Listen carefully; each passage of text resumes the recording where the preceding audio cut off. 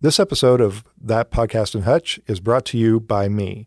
If you'd like to learn about how you can sponsor future episodes of That Podcast in Hutch, please reach out to me at thatguyandhutch@gmail.com or through my social media channels, which are also That Guy in Hutch. Thank you.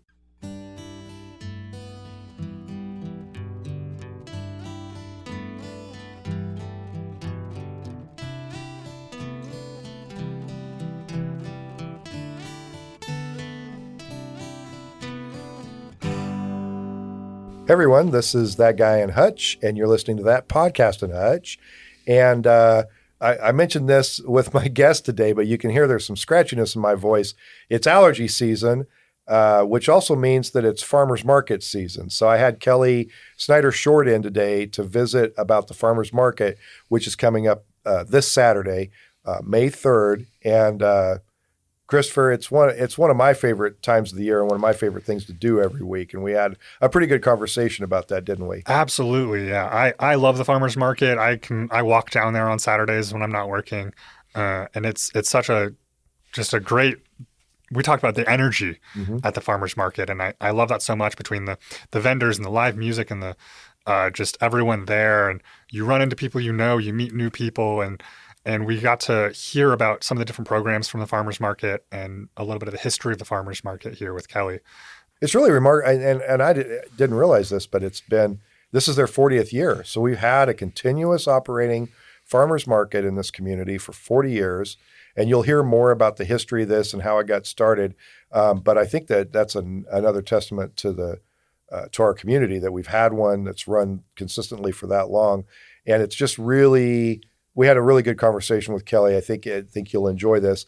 But make sure that, again, farmers market starts this Saturday, May 3rd, 7:30 they'll be open. And they'll be open every Saturday from this weekend all the way through October. And you'll get access to, if you like food, that's a reason to go. If you like music, that's a reason to go. If you like seeing people, that's a reason to go. If you like being outside, that's a reason to go. Lots of reasons to go to the farmers market. And Kelli will talk a lot about some of the things that they've been doing the last couple of years and some new things they're bringing in this year. And hope you really enjoy this conversation with Kelli about the Reno County Farmers Market.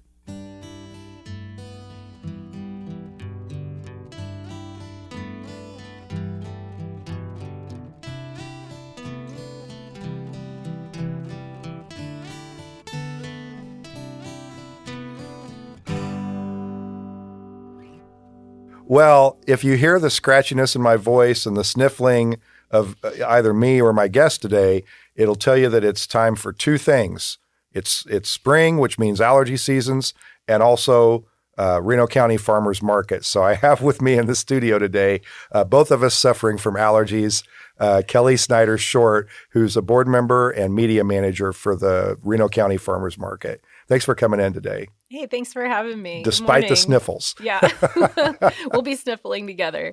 Yeah, as are a lot of people right now, I think. Tell me, this is the 40th year, the 40th anniversary of the Reno County Farmers Market. So can you walk me through a little bit about how we ended up with the farmers market, who was involved in that, and how we got to where we are today? Yeah, absolutely. So the Reno County Farmers Market started back in 1985. During the 1980s farm crisis. So what happened during that time? Land prices fell, which led to a lot of people coming in to swoop up that land. They started producing food. So there was more of a supply. Prices fell. So farmers in particular, were really starting to look for other ways to sell the products of their farm. Mm-hmm. So Earl Polk and Bruce Schultz contacted Bob Neer, the Reno County horticulture agent at the time, and they requested to start a farmers market. The first market started in the parking garage of the First National Bank, and it was just a handful of producers showing up, bakers, and just, small amounts of food available, and it just kind of started very humbly. And now, was it up on the second level there? I think it was in the bottom, okay. That was a little before my time. I was 5 years old when that happened. So yeah, I don't know that detail, but I think they were down on that bottom level of the bank garage. So shaded there at least. Yeah, yeah, yeah. So they started that, and well, let's talk about Earl Polk a little bit. He was a fixture at the farmers market, Absolutely, and yeah. everyone all probably knew about his that he sold produce and a lot of cider. I think he sold some cider Yeah. out at Medora, right? Right. So tell us about Right. Earl a little bit. So Earl and his wife Pam and their daughter Sparkle. Pam and Sparkle are still fixtures at the farmers market. Sparkle is the chairperson of the board. So they've just been there and at it since 1985, even actually a little bit before. Pam and Earl had purchased a fruit orchard out, I believe, and I might be mistaken about this, I believe it was out near the old Yagi plantation. Okay. So they spent some years doing that. And yeah, like I said, Pam and Sparkle are still there almost every Saturday. And Earl actually passed away in 2021 at the farmers market. So there have been lots of conversations about how he really just kind of lived and died by the farmers market. Yeah. So I mean, he was always there. he was the backbone. He was. And we still have a couple remaining members of the original members, including Pam and Sparkle. And then Sheila Korn was an original founding member as well. And I believe we still have Marlon and Esther Yoder, and they were a part of that original group as well. Okay. Yeah. So over the years, I mean, the farmers market's taken. So it began in the parking lot of First National Bank, but today it's at the corner of Second and Washington, and there's a building. So most of the vendors are they get a stall. They either on the inside or they can back a truck up to the inside. Can we talk a little bit about from those early beginnings, kind of how the market's grown into what it is today? Well, I've only been there for the last, about 5 years that I've been a part of the market. So I've only sort of seen the progression from there, but I can tell you in the last 5 years, we have grown tremendously. Last year, our goal was to fill the market with vendors, to totally fill up to our capacity, and we met that goal. That was really exciting. This year, we're looking forward to a really stellar year at the market. Lots of our traffic's increased a lot. I think there's been a lot of people over the years. And I've heard this in the last 5 years. People say, I didn't even know we had a farmer's market. And I'm the media person, so I'm going, how? Yeah. I thought we'd gotten the word out so much. But this year, it really does seem like there's just a lot more recognition. And I think we're going to have a good year for our 40th. Do you think do you have any thoughts on what has driven that growth or that bigger recognition in farmers market?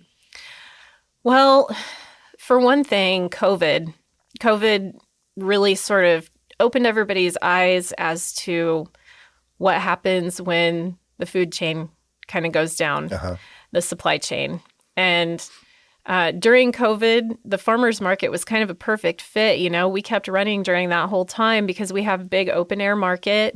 We sort of pivoted the way that we ran things so that people could drive through and just, there would be somebody come up to their window, ask them what they wanted and go get it for them and put all their things together and then, drive out. And then once we were sort of past that initial stage, we had social distancing rules going on and we had, tape on the ground and that type of stuff to let everybody know. And it just was a really welcome environment. And when the grocery store shelves were empty of a lot of the produce, they could find it at the farmer's market. So I think that sort of drove people to seek out alternatives. And then, the people that didn't already know about us found us. And the people that did know knew exactly where to go find those things that they weren't able to find at the store. That was one of the most remarkable things I remember out of COVID was the collapse of the food supply chain system and how much wasn't available in a grocery store. But one of the takeaways I took from that time is that exactly that. Our local food systems were fine. Yeah. If I shopped for meat at a local place like Jackson's, or I got my produce at the farmer's market, I had no supply issues there. Yeah. There's a system problem, and when something like COVID happened that completely disrupted the big systems couldn't adapt very well, but our local systems could. Yeah. And that'll lead into another conversation about some of the other work you do, because you also, in addition to your work at Farmers Market, you also work as a local food advocate. Is that right? That's correct. You want to talk a little bit about that? Yeah, so this work is actually through a grant from Hunger Free Kansas. We applied through the Extension Office and we received that grant. And so this work, we have a number of objectives, but essentially it boils down to local food availability, supporting local farmers, trying to support people experiencing food insecurity. So we're working with a lot of the food banks in the food deserts of Reno County. Mm-hmm. So people might not be aware of this, but Reno County is a pretty big county, and we have a lot of smaller rural towns that don't have grocery stores. Some of them might not even have a gas station. And so people that live there that maybe are elderly or disabled or low income may or may not have a vehicle or the ability to drive. One way or the other, might not have the ability to get to a grocery store or be able to afford to buy food, So we're really focusing on those food deserts and trying to fill those needs, as well as trying to continue the Double Up Food Buck program and expand that. One of the other objectives we have is to create a registry of all the food pantries in the area that are available when they're open and what people need to have with them to apply for that assistance, if anything. So they're really trying to bring some cohesion to a pretty I don't want to say scattered, but it's a disconnected system in a lot of ways. Yeah, absolutely. Because there's a lot of people trying to solve a problem in different areas and in different ways, right? Yeah, that was a perfect way to put that. That was the main goal of the Food Advocate, is to sort of bridge some of these gaps. We have a lot of entities in Reno County that are doing the research. We know what the needs are. We have the availability of the physical food or whatever, but we needed somebody to sort of tie all of that together and basically be the leg person to get the resources where they need to be. Mm-hmm. Yeah.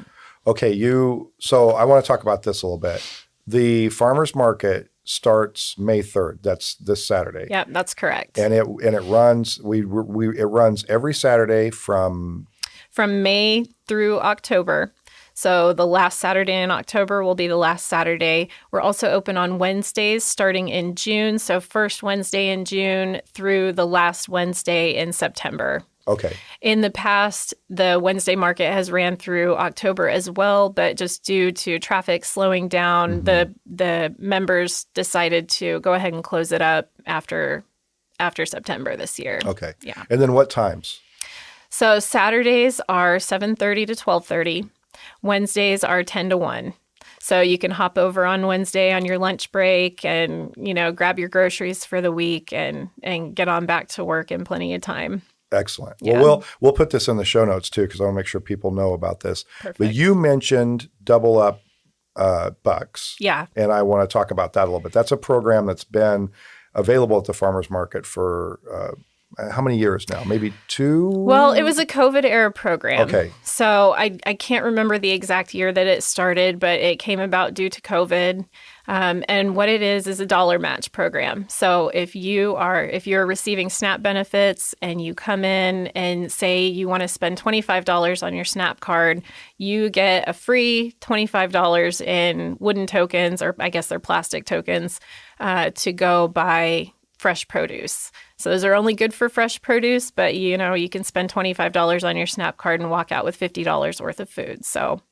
And one of the things I want to talk about on that, without the Double Up Bucks program, I've always found that I get more bang for my buck at the farmer's market than I do at the grocery store. Yeah. Can you talk about that? This is local produce. It's locally grown. And you see the people who grew the food, they're bagging it up for you too. Yeah. But the prices are kind of incredible. Yeah. Right? Can you talk about that a little bit? Well, let's start with eggs, because that's what everybody wants to talk about now, right? Yes. Okay. So to be honest, I haven't bought grocery store eggs in quite some time, but I think they're running about $4 or $5 a dozen, just for the plain white, regular grocery store eggs, right? Yep. You go to the farmer's market, you're going to get farm fresh eggs for about $3 or $4 a dozen. So it's comparable. You're getting a better product. Those chickens, if you've eaten farm fresh eggs and you've eaten grocery store eggs, you crack it open and the grocery store egg's going to have kind of a pale yellow yolk. Yep. You crack open a farm egg and it's going to be like an orange yolk. Yep. And what that tells you is that there are more nutrients in that deeper color of yolk. So you're just getting a better product. Not to mention the fact that, supporting local producers is sort of a revolutionary act these days. We're really supporting local economy and our neighbors, Yeah. So, and then the produce, if you go and you buy a head of lettuce at the grocery store, shelf life in your fridge, maybe a week if you're lucky, if you handle it properly and package it up just right so it stays fresh as long as it can.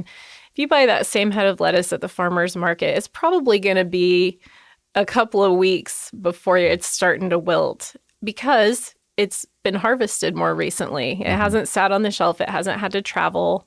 So you're just getting a lot more nutrition that way. Once food starts to age, even in the refrigerator, even when it looks, it's still good. It's still good enough to eat. Once it starts to break down, you've lost a lot of that nutritional value. So you're really just getting a lot more bang for your buck there. I've always noticed that too. I like to buy spinach and lettuce and make salads for lunch during the week.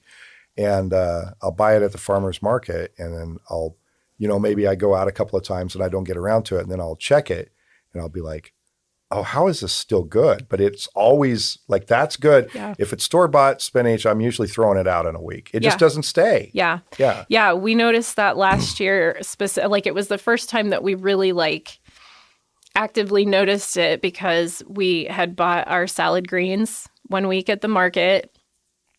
The next week rolled around and we're looking in the fridge and we've still got greens that we haven't eaten yet. They're still good. We don't need to buy them. So we get to skip a week because our stuff's still good. Yeah. By the time the next week rolls around, usually we're about ready. But we really were like, I can't believe how long this is staying good. Yeah. It's still crispy. It's still, yeah. It's really amazing. So do you have, I'll say the Double Up Bucks program, there's a table that you check in, right? You can come over and check in and you, how does it, where you get the tokens from the desk there and then that allows you, do you use the tokens to purchase the produce at the stand? Yes. Okay. So the way it works is the SNAP table is at the north west corner, I believe, of the market pavilion.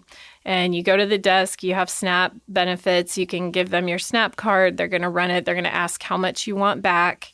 And so they'll give you wood tokens for the SNAP because with the SNAP tokens, you can buy any kind of food. You can buy honey, you can buy baked goods, you can buy produce, eggs, anything that's food, that's not hot food.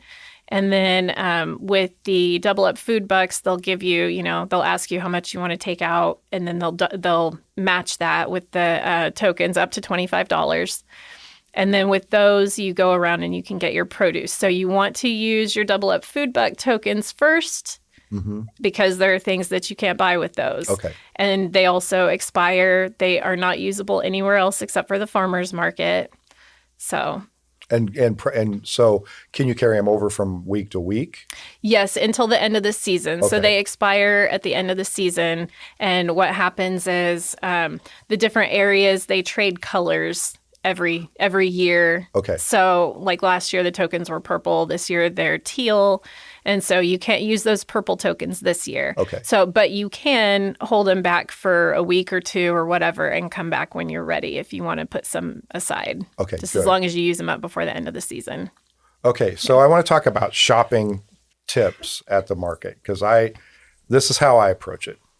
I go in and I make a loop through the whole thing and I am committed to buying nothing the first loop through because I don't know what is on the other side of the market. So my strategy is walk through, come in, walk past you guys there at the coffee, the SNAP table, then walk right past Roman. And then I just keep on walking all the way around, see where the music is, walk all the way around, and then come back. And then after that, I make some assessments about, okay, I'm going to buy this. And I do try to spread money around because I want to support as many of the growers as I can. So then I buy a little bit from this guy, a little bit from that guy, a little bit. But I first loop through, I'm committed to buying nothing most of the time. You are a typical farmer's market shopper. I think that is what just about everybody does at the farmer's market. Most people, bring cash for the farmer's market, and they bring $20 or they bring $40 or whatever they bring because this is how much they want to allow themselves to spend.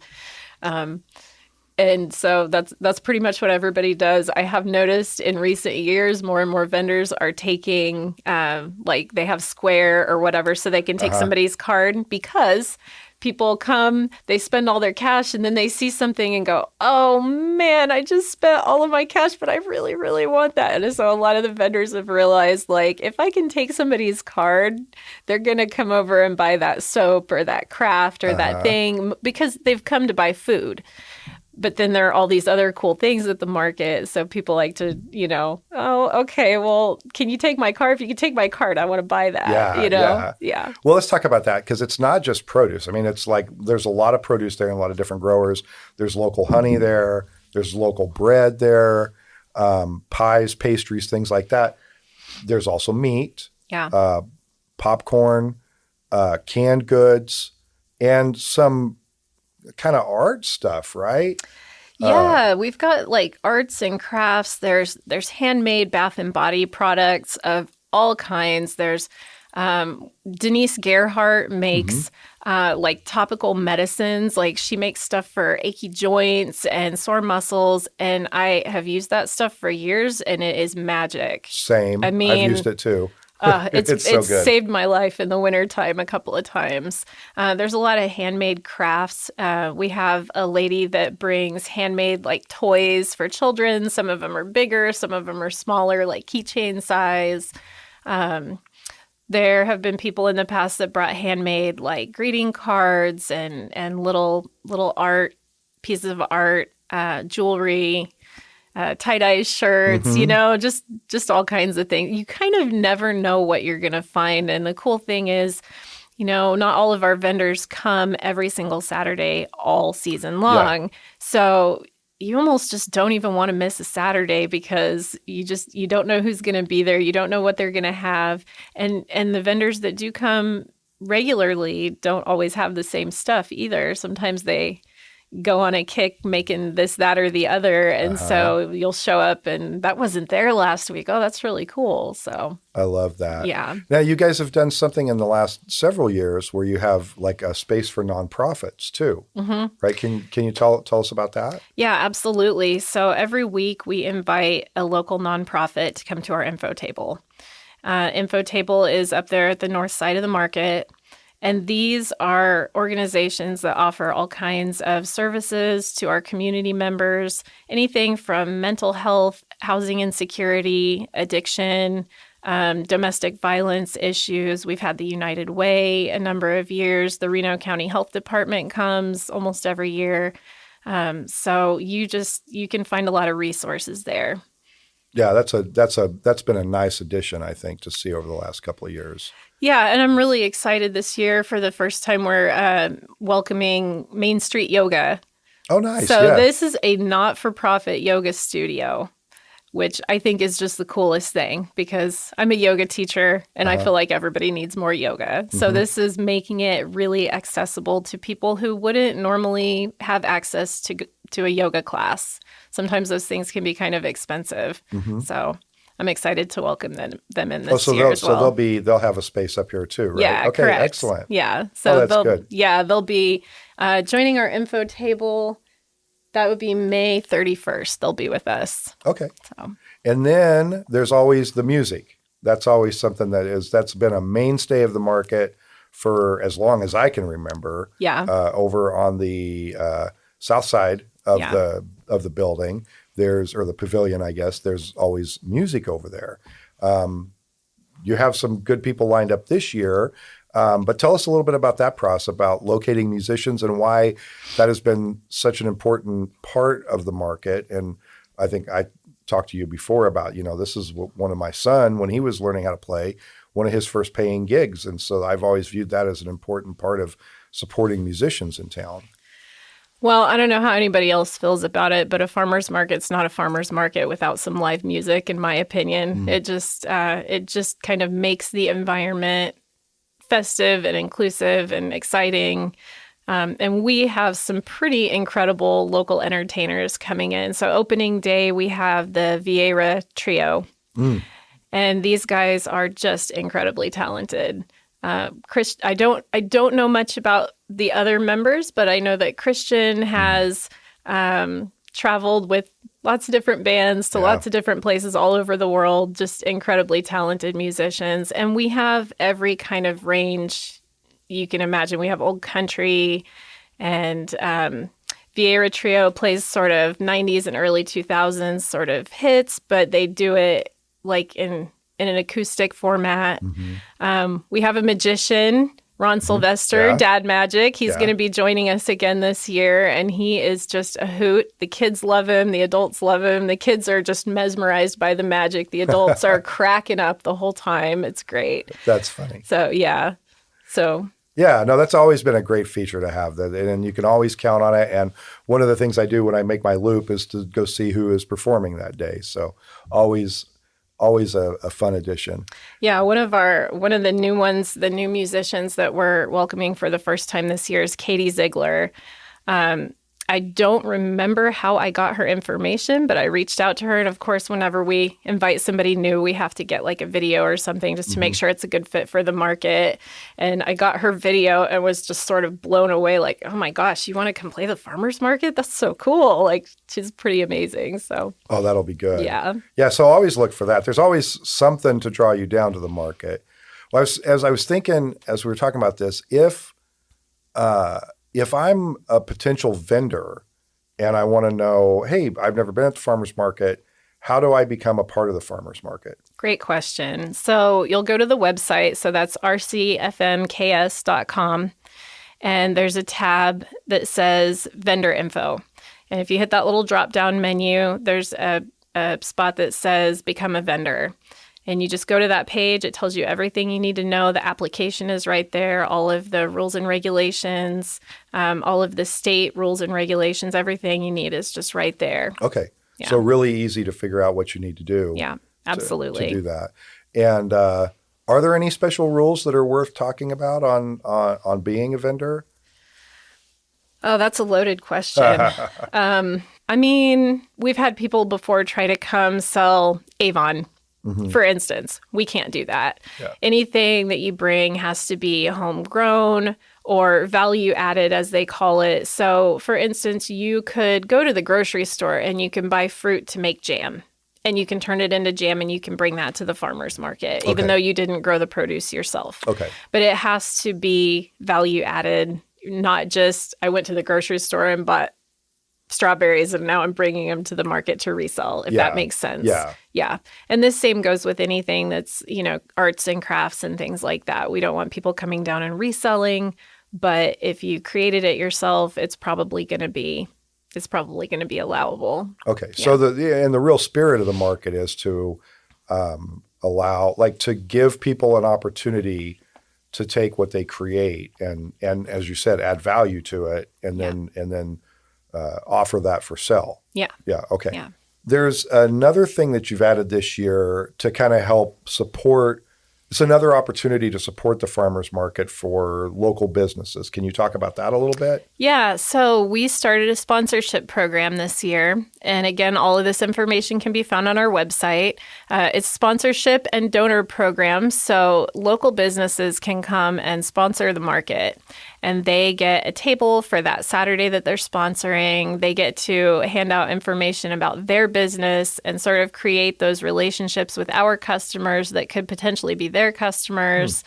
And then that helps to support the farmers market, helps pay for our music and whatever other expenses that we might need. And then if you're an individual and you just want to donate because you love the farmers market and you want to support it, you can do that too. And you can find that information on the donate and sponsor page on the website. Okay, so let's talk about all the information. You talked about, like, if you're a vendor, you have a lot of information on your website for the sponsorship plan, for how to be a vendor, to find out when the farmers market is. Tell us about that. There's a lot of information out there. We have really worked hard at sprucing up our website this year.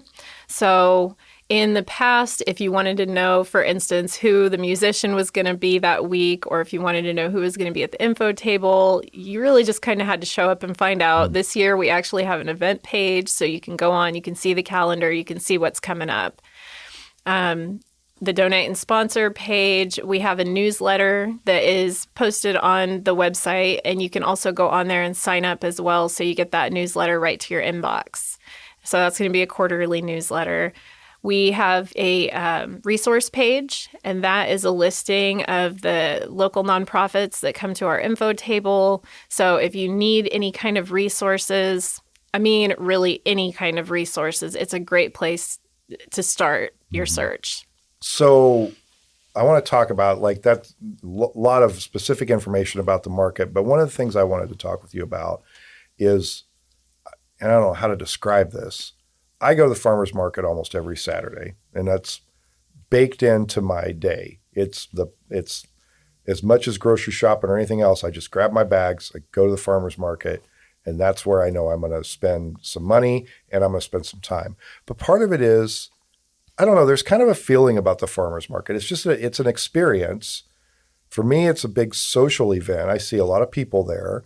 If I time it right, sometimes I ride bikes down there. Like, there's a group of us that used to meet, and we'd meet at the farmer's market. We'd ride our bikes, and then we'd go shopping. I kind of decided that we should shop first and then go ride our bikes. But talk about that feeling. Like, it really is one of the original community gathering spots, one of the original community building type events, right? Yeah. Yeah. So Saturday mornings, I don't know about everybody else. Usually Saturday morning, I wake up and I'm a little bit crusty and I don't really want to deal with anything. And, I make myself get up and I make myself get out.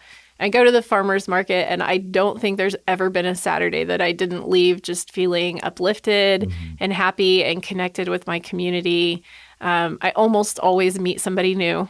Yeah. And then I almost always see a whole bunch of people that I already know and love. And it's just a really uplifting experience. It's a great family outing. If you have kids, it's a great way to get up, get out of the house. The kids always love the music. There's lots of cool stuff for them to see too. There's toys and, and then it's just an opportunity to gather around food. It's not sitting down to a meal with all these people, but food does a thing. It really just brings us together. And so I see the farmer's market as an opportunity to bring everybody together. Everybody's, beliefs and ideas and all of that stuff that sometimes can keep us separated, that's all out the window at the farmer's market. It doesn't really come up. Everybody just comes together and we're happy to see each other. Everybody's enjoying the environment. There's something really just connecting about that. You said that and it made me think. Yeah, it's like food is such a universal thing. Like, it's something that we all need. We all have some experience with it. We all have a different approach to how we raise it, how we process it, how we consume it, how we prepare it, all these things. But it really does feel like a connecting element because it's something that we all have some experience with. Yeah. You said about the kids, and I think I know if you're a parent of young children, sometimes you're worried about, my kids are going to run around or what. Nobody cares at the farmer's market, really, right?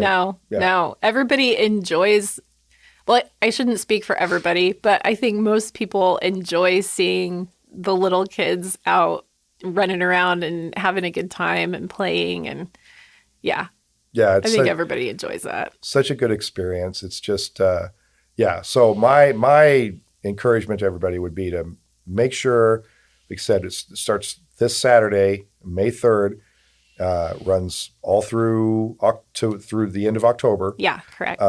Make sure that you build this into your schedule, because it's not only is it fun, it connects you to the community, but again, I can't stress enough. Every time I leave the farmer's market with all of my vegetables, I say to myself, this is such a bargain. I would never get this much and this good of quality produce at the grocery store. Like I do it partly to save money because it makes such a difference and like you said, it lasts longer.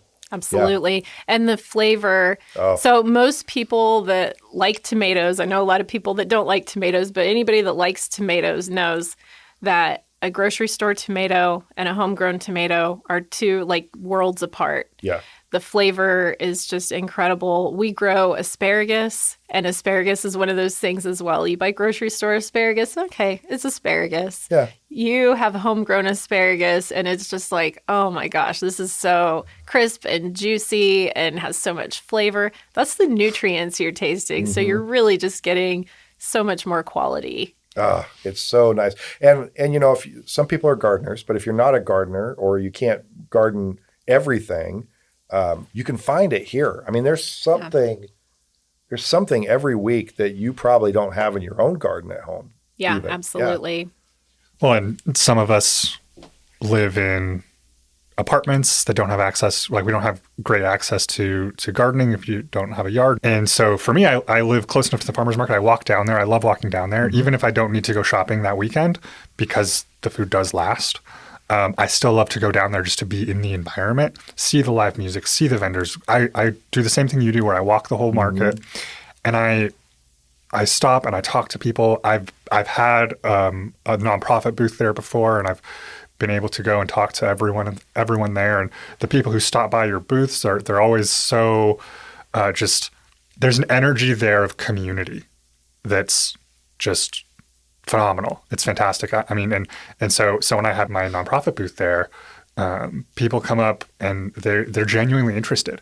You know, sometimes you set up a booth at other events and it's kind of like people are like, oh, well, what's your booth? Okay. But at the farmer's market, if they're coming up to your booth, there's a genuine interest and you build genuine connection. And that's what it's all about right there, is that connection with the vendors, with the other patrons. And it's a great environment. I love it. Yeah. Yeah. It is really my favorite ongoing event of the year. Like I get giddy and excited whenever farmer's market is coming because I'm like, okay, yeah, it's time. And I get better vegetables. And I'm so glad you used the word energy because that is just the perfect word to use to describe that energy that happens when everybody comes together. There's the food, there's the music, there's the services. It really does bring a good energy. Yeah. It really does. Well, anything else that you want people to know about the Reno County Farmers Market? On an ending note, I would really just like to kind of highlight the diversity in the products that are offered there. We have fresh cut flowers, we have local honey, we have meat products, baked goods, natural wellness products, handmade bath and body, German kettle corn, arts and crafts, locally roasted coffee. Oh, what? I know. Okay, wait. I completely forgot about this. Yes.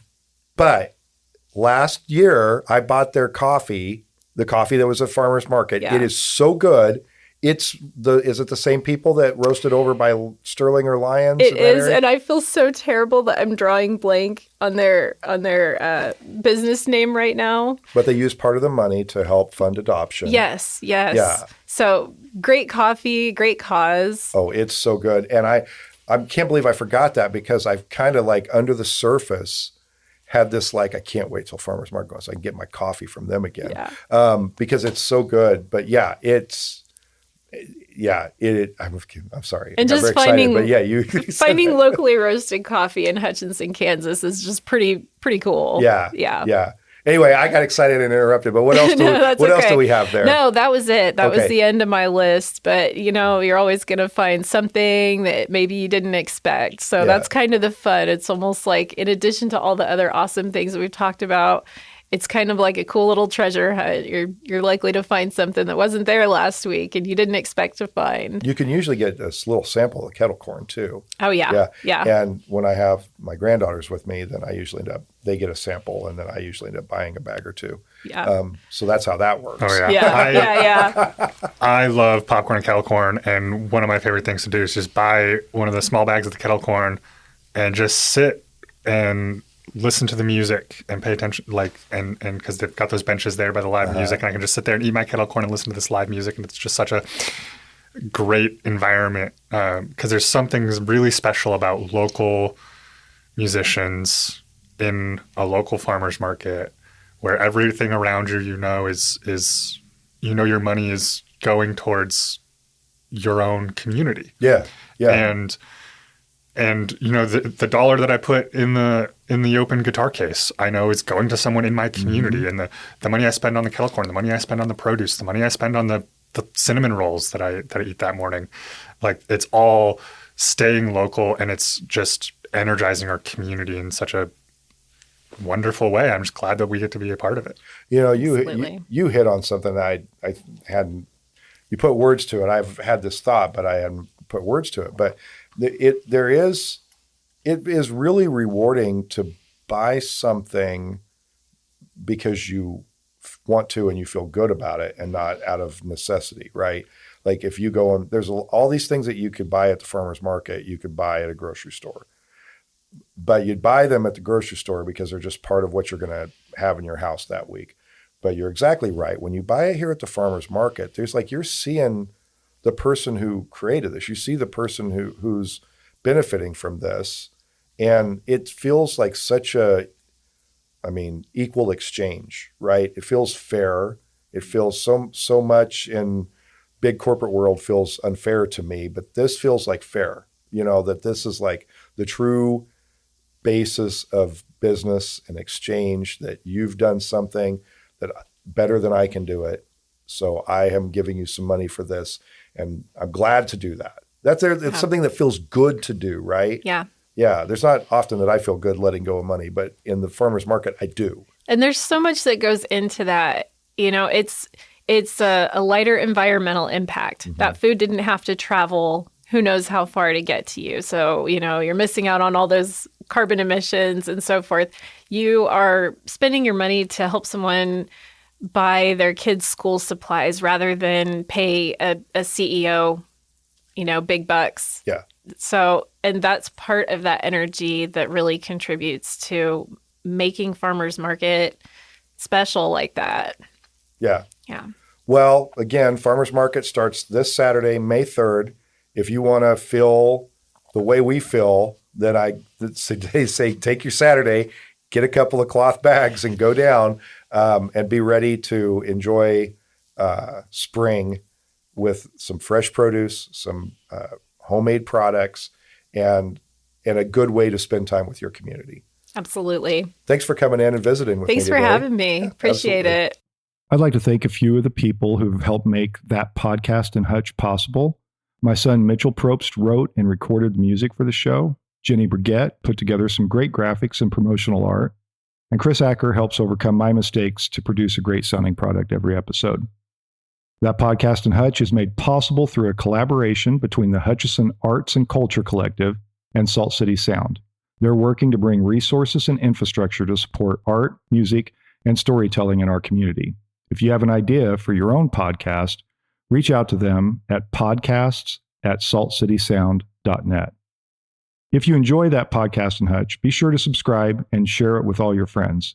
You can also help support this production by subscribing to thatguyinhutch.substack.com or by emailing me at thatguyinhutch@gmail.com to learn about sponsorship opportunities. Thanks for listening, and I hope you'll join us again next week.